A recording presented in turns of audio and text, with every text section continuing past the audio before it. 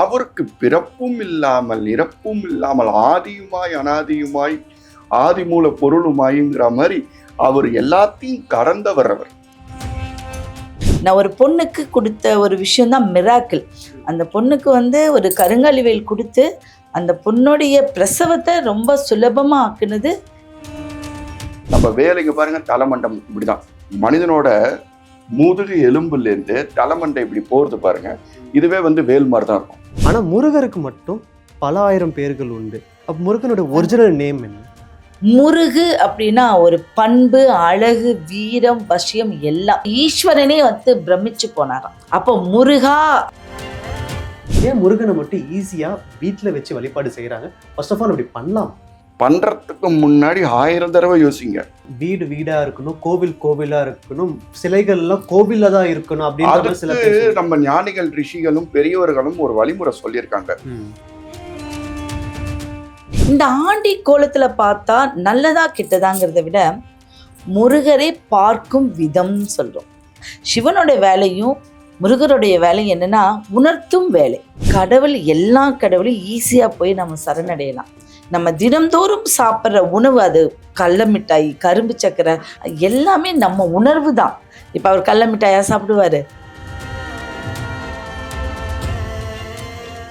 Divine Tamil நேயர்களுக்கு வணக்கம். நான் உங்க சுஷீந்திரன். இன்னைக்கு நம்ம கூட இருக்கிற special guest actor and astro planet analyser Sriram Chandrasekhar அவர்கள். வணக்கம்ண்ணா. மற்றொரு சிறப்பு விருந்தினர் டாக்டர் ஜெயம் ஜெயஸ்ரீ அவர்கள். வணக்கம் மேம், எப்படி இருக்கீங்க? உங்கள் லைஃப்பில் முருகர் என்ன விஷயங்கள்லாம் பண்ணியிருக்காரு, ஏதாவது ஒரு சின்ன எக்ஸாம்பிள் சொல்ல முடியுமா?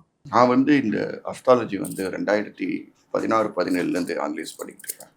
ரொம்ப ஒரு சின்ன கதையாக சொல்கிறேன், ரொம்ப இதுவாக பண்ணாமல். திருவண்ணாமலைக்கு நாங்கள் இதுக்கு போயிருந்தோம், வருஷாத்திகத்துக்கு போயிருந்தோம். இப்போ நான் இந்த இடத்துல உக்காந்துருக்கேன்னா இதுக்கு ஒரு பேக் ஒர்க்கு அந்த பிரபஞ்சம் செஞ்சுருக்கணும்ல, அதுதான் என்ன அப்படின்னு பார்த்தா, ஒரு 2 செகண்ட் நான் போகர் சாமியை பார்த்தேன்.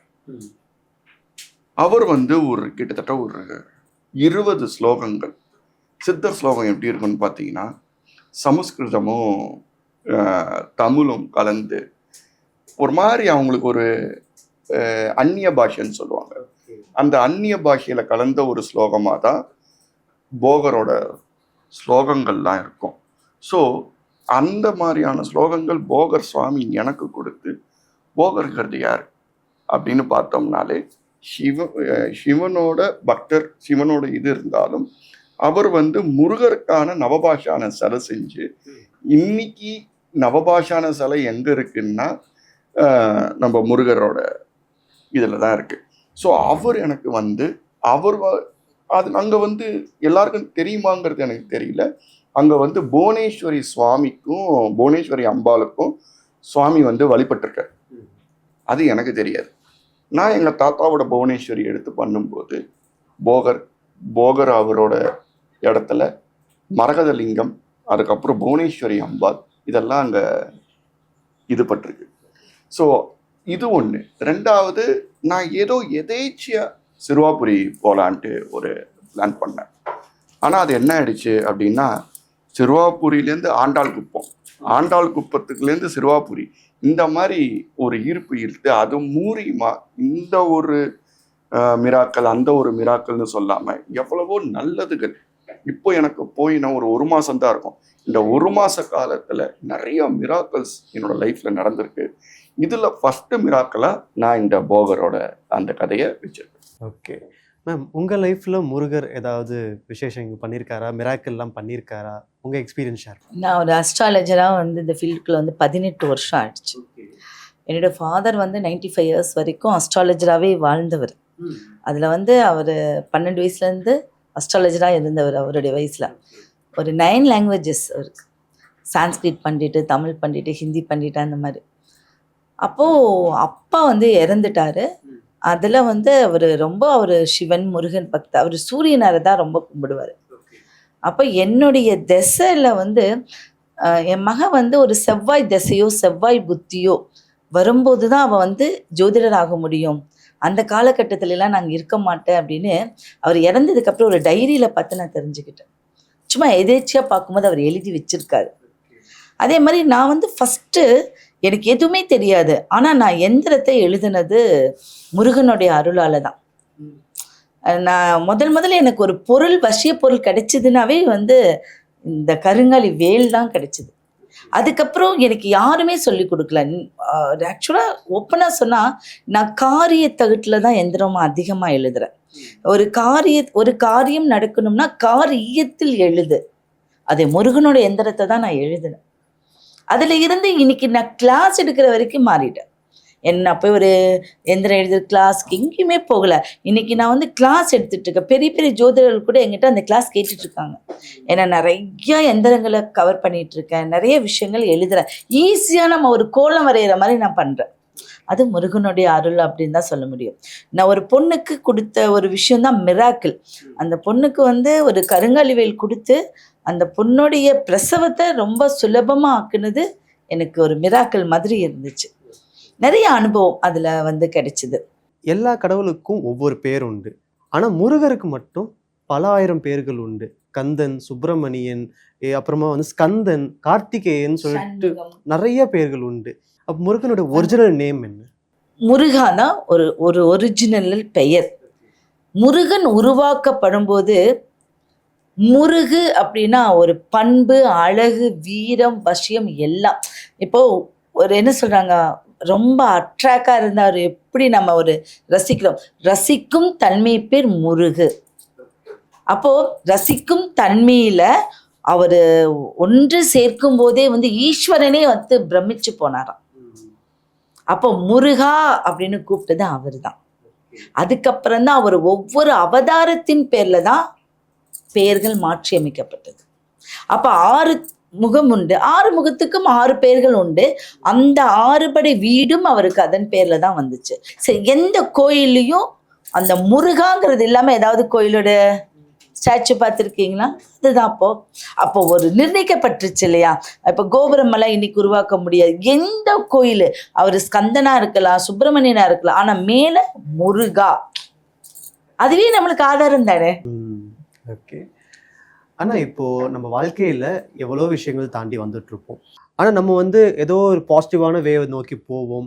ஏதோ சோகத்தில் இருந்தாலும் கண்டிப்பாக நம்மளுக்கு வந்து அந்த விஷயத்தை பார்த்தா நல்லாயிருக்கும், இந்த விஷயத்தை பார்த்தா நல்லாயிருக்கும் அப்படின்னு பார்க்கும்போது நம்ம வெளியில் போனாலே முருகரோட சிம்பிள்ஸோ வேலோ இல்லாட்டி எவ்வளோ டிராஃபிக்கான இடத்துலையும் சரி, ஆள் நடமாட்டமே இல்லாத இடத்துலையும் சரி மயில் சவுண்டு கேட்கலாம். இந்த மாதிரி நிறைய முருகனுக்கு ஈக்குவலான ஒரு சயின்ஸ்லாம் நம்ம பார்க்குறோம். இதெல்லாம் நம்ம கண்ணில் பட்டாலும் காதால் கேட்டாலும் என்ன அறிகுறிகள் நம்ம தெரிஞ்சுக்கலாம்?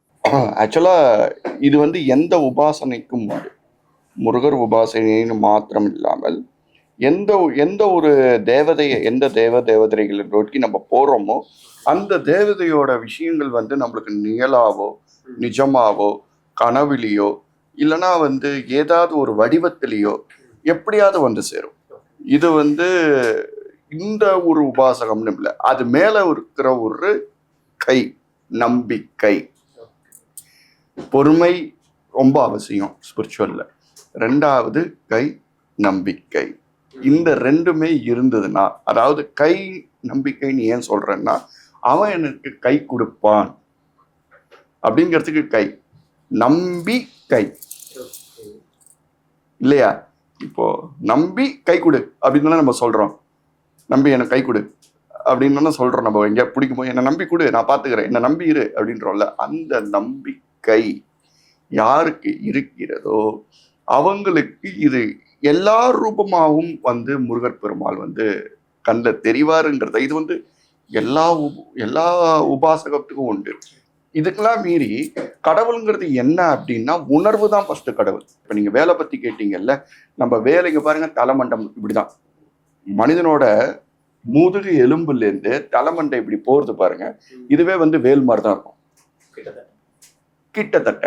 அந்த கிட்டத்தட்டையை தான் வந்து நம்ம இன்னைக்கு வேலா நம்ம வந்து உருவாக்கி அந்த தபஸ் வலிமையால மேல நோக்கி கொடுக்கறதே வந்து முருகரோட கௌமாரத்தோட ஒரு இதுதான். அதனால தான் 6 முகங்களும் மறைமுகமா சொல்லப்பட்டிருக்கு. அதாவது நம்மளுக்கு தேவை 6 தான், 7ங்கிறது சகஸ்ராரா. அங்க போய் ரீச் ஆயிடுச்சுன்னா ரொம்ப ஞானத்துல போய் சேர்ந்துரும். அந்த 6 விஷயத்தையும் இந்த முருகரால் ஈஸியா ரீச் ஆக முடியும். எப்படி? ரொம்ப வேகமாகவும், அவருக்கே அதில் இருக்கு ஸ்பீடாகவும், ரொம்ப ஒரு ஆணித்தனமான அவர் ஒரு முடிவு எடுத்துட்டாருன்னா மாறவே மாட்டார். அம்மா பாட்டியே வந்து இது பண்ணவர். அதனால இது எல்லா உபாசகத்திற்கும் தெரியக்கூடிய ஒரு விஷயம். முருகனை வந்து ஆண்டி கோலத்துல பார்க்கக்கூடாது அப்படின்ற மாதிரி நான் கேள்விப்பட்டிருக்கேன். அதெல்லாம் உண்மையா? உண்மையிலே முருகனை வந்து எந்த அலங்காரத்துல பார்க்கலாம்? இந்த ஆண்டி கோலத்துல பார்த்தா நல்லதா கெட்டதாங்கிறத விட முருகரை பார்க்கும் விதம்னு சொல்றோம். முருகனை நம்ம வேண்டும் விதம். அப்ப அந்த ஆண்டி கோலமே எதுக்காக உருவாக்கப்பட்டதுன்னா, ஒரு மனிதனுடைய எண்ணங்கள் அனைத்தும் உள்ளடங்கியது. ரொம்ப வந்து ஒருத்தரை ஏமாத்தி பொழைக்கணும் இதெல்லாம் இல்லை, கடவுளே நான் எப்படி இருக்கேன்னு பாரு அப்படிங்கக்கூடிய ஒரு மனிதனுக்கு உணர்த்தக்கூடியதான் அந்த கோலங்கள். ராஜ அலங்காரத்தில் இருக்கும்போது இப்படியும் நீ இருக்கலாம், இப்படியும் இருக்கலாம். அப்ப எப்படி இருந்து நான் எப்படி வந்திருக்கேன் அப்படிங்கிறத உணர்த்துறது தான் சிவனுடைய வேலையும் முருகருடைய வேலையும். என்னன்னா உணர்த்தும் வேலை. அப்போ ஒவ்வொரு அங்கங்களுக்கும் சிவனுடைய ஒரு கோயில் உண்டு. ஒவ்வொரு அங்கங்களுக்கும் இப்போ ஒரு இருதயம் அப்படின்னா ஒரு அங்கத்துக்கு ஒரு கோயில் உண்டு, பிரெயினுக்கு ஒரு கோயில் உண்டு. இப்படி ஒவ்வொரு விஷயத்துக்கும் ஒரு கோயில் வந்து சிவபெருமானுடைய ஆலயம். அப்ப முருகருடைய ஆலயம் என்ன அப்படின்னா, மனிதனுக்கு தேவையான ஒவ்வொரு பாகங்கள் இருக்கு ஆக்டிவேட் பண்றதுலாம். ஐயா சொன்ன மாதிரி அங்க போனா வந்து ஒரு வெற்றி கிடைக்கும், ஒரு தைரியம் கிடைக்கும் அப்படின்னு. இது ஆட்டோமேட்டிக்கா ஒரு வைப்ரேஷன் தான். அப்ப அந்த வைப்ரேஷனை குலைக்க கூடாதுங்கிறது தான் என்னுடைய கருத்து. ஆனா எவ்வளவோ சாமி சிலைகள் உண்டு, வீட்டில் வச்சு வணங்க வேண்டிய சிலைகளும் உண்டு. ஆனா வந்து முருகன் சிலையை மட்டும் வந்து நிறைய பேர் ஈஸியா வீட்டில் வந்து வச்சு வணங்கிட்டு இருக்காங்க, அதுக்கான வழிபாடுகள் செஞ்சுட்டு இருக்காங்க. ஆனா மற்ற தெய்வங்களோட சிலையை வந்து வீட்டில் வைக்கிறதுக்கு சின்ன தயக்கங்களும் இருக்குது. ஏன் முருகனை மட்டும் ஈஸியா வீட்டில் வச்சு வழிபாடு செய்யறாங்க? ஃபர்ஸ்ட் ஆஃப் ஆல் இப்படி பண்ணலாம்? பண்ணக்கூடாதுன்னு சொல்றதுக்கு இங்க யாரும் அதிகாரம் கிடையாது.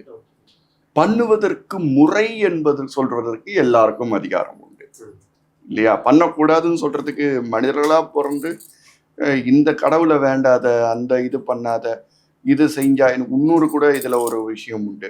இந்த ராசிக்காரர்கள் இந்த கோயிலுக்கு போகக்கூடாது, அந்த ராசிக்காரர்கள் இந்த கோயிலுக்கு அப்படியெல்லாம் கிடையவே கிடையாது. இதை கேட்டனா வீடு வீடா இருக்கணும், கோவில் கோவிலா இருக்கணும், சிலைகள் எல்லாம் கோவில்ல தான் இருக்கணும் அப்படின்னு நம்ம ஞானிகள் ரிஷிகளும் பெரியவர்களும் ஒரு வழிமுறை சொல்லியிருக்காங்க.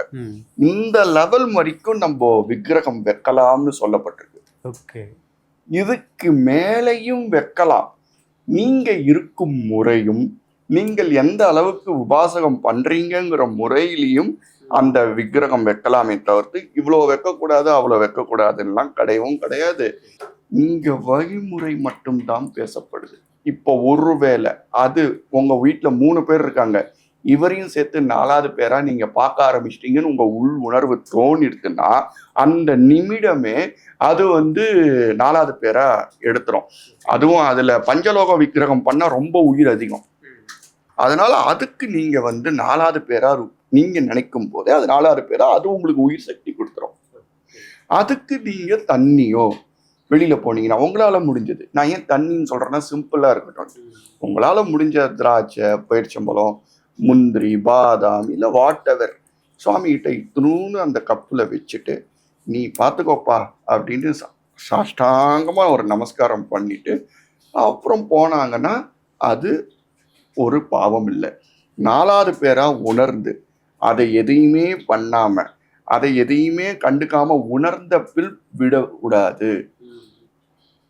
பண்றதுக்கு முன்னாடி 1000 தடவை யோசிங்க இந்த மாதிரி வழிபாடுகள். அதுவும் விக்கிரகம் வந்துடுச்சுன்னா சித்திரைக்கும் விக்கிரகத்துக்கும் சித்திரமுக்கும் விக்கிரமுக்கும் நிறைய வித்தியாசங்கள் உண்டு.